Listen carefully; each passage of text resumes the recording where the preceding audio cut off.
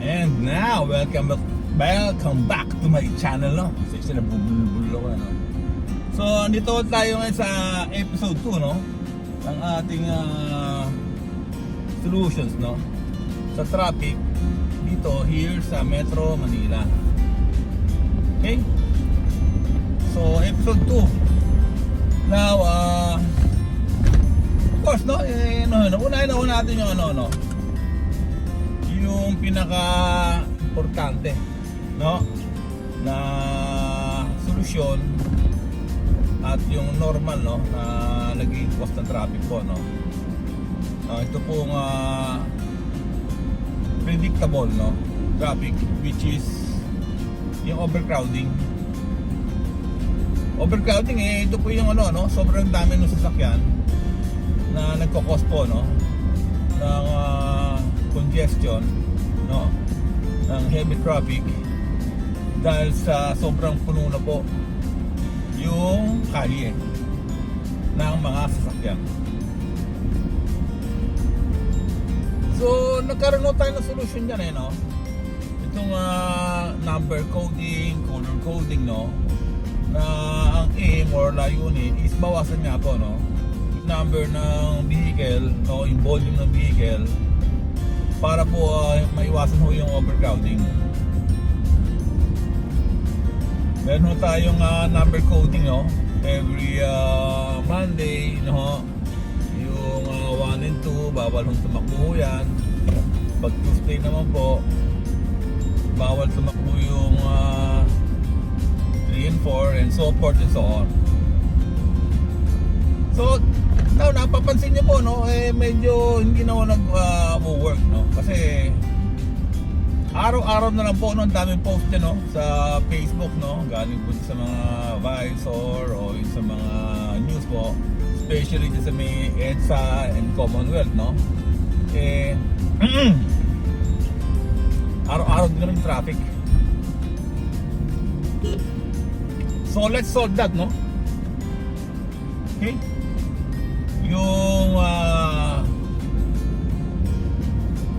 overcrowding or congestion. So yung congestion parang plema lang ho yan, no? Pag yun nga po, pag barado yung baga nyo, no,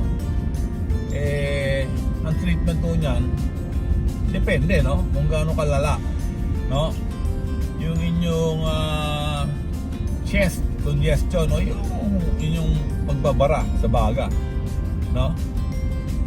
So normally, ano po bang ginagawa ng doktor kapag yung yung baga nyo congestion, no? So una, gagamitin nga po yun ng stethoscope. Okay? So sa stethoscope pa lang po, no, ma-determine na po ng inyo pong doctor or ng inyong pulmonologist kung ano po yung inyong pong sakit. So once na narinig niyo ho yan, kung simple lang naman ho yung inyong nakita niya cause ng inyong congestion o yung paninigip ng paghinga, pag-ubo, normally bibigyan kayo ng antibiotic, no, yung mga amoxicillin, no. Normally yun yung mga gamot sa sa mga infection, chest infection. But kapag mas malala nga po siya, no, i-require ko kanyang mag-x-ray. Okay? Meron pang test yung parang bumubuga kayo ng hangin na gano'n, para matest kung gaano ka yung severe, no, yung pagbabaraho ng baga nyo, kasi baka meron rin yung paisima. But anyway, no, balik tayo sa traffic. Ganun din, no. So meron din naman na congestion, na traffic congestion na mild lang, meron talaga namang heavy, at meron din namang sasabi natin critical. So pag yung nakita ho natin, no, na kapag mild traffic na naman ho, no, pwede na dyan yung antibiotic. Okay? So ano antibiotic?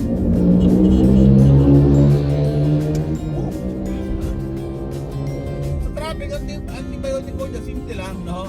So kapag congested ho siya, normally alamin ho natin, no, kung ano po ba yung yung cause, no, ng congestion.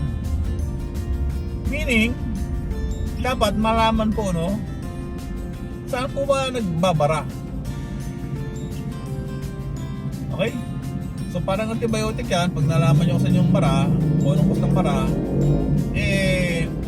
mapapawalagaan nyo, no? Yung daloy ng ubo, no? Yung inyong paghinga.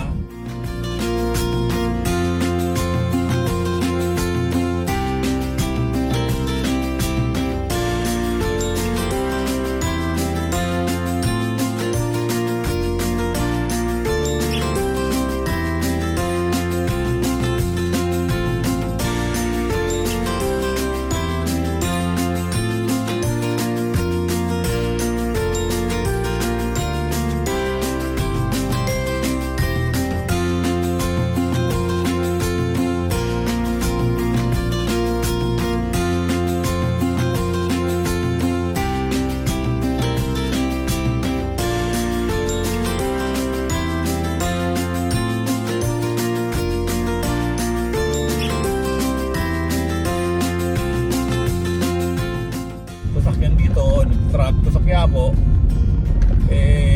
siyempre kailangan determine natin anong cause, no? Normally pag nasa Quiapo kayo, naging cause po niyan yung pong sa may simbahan po ng Nazareno, pag Friday at saka Sunday, maraming nagsisimba dyan. Siyempre, pag puno-puno na yung simbahan, yung mga tao nandun sa labas ng kalye. So, paano masasolve yung traffic? Napakasimple, no? Siyempre, kailangan natin na magmamanage po, no? Okay? So, yung magmamanage po niyan, isang traffic aid. Simple lang, di ba? Papatabihin lang natin yung mga tao, lalagyan mo natin ng parang line or barricade, no? Para yung tao, hindi na kailangan i-occupy pa yung street. So yan po yung sabi natin na mild congestion, no? Dahil pag normally pag Friday ho talaga sa Quiapo, lalo na yung first Friday naman, talaga po sobrang dami naman ng tao. But of course, yung hindi naman yung magiging dapat rason, no? Para magkaroon ng traffic dahil sobrang sisimba, pagbigyan sila, hindi, mali yun mali. So, kailangan natin talaga ng isang traffic manager, traffic aid, no? Para i-ayos yung traffic dito sa, yung crowd, no?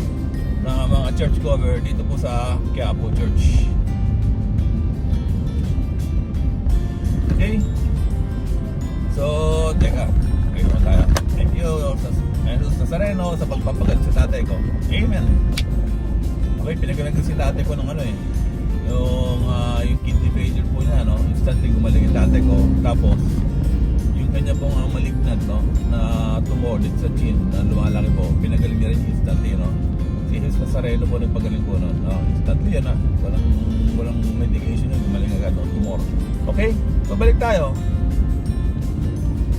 So ilan po, no? Pag mild lang naman, of course, no? Isa na naman yung cost ng traffic. Ba't nagkakaroon ng traffic, yun nga, yun po meron choke point. Once na nakita ko yung choke point, gagalaw na po yan So nakita ko natin problema nga lang pag wala akong nagmamanage ng traffic, hindi ko siya talaga aandar, no? Pero susi ko niya, no, kung mga mild congestion, yung choke point, no? So parang doktor yan, bigyan ng antibiotic sa mild yung traffic congestion, i-determine po yung choke point. So yung traffic po parang meron ho yung yung specific din po dapat kayo, sa pag-treat niya, treatment po niyan.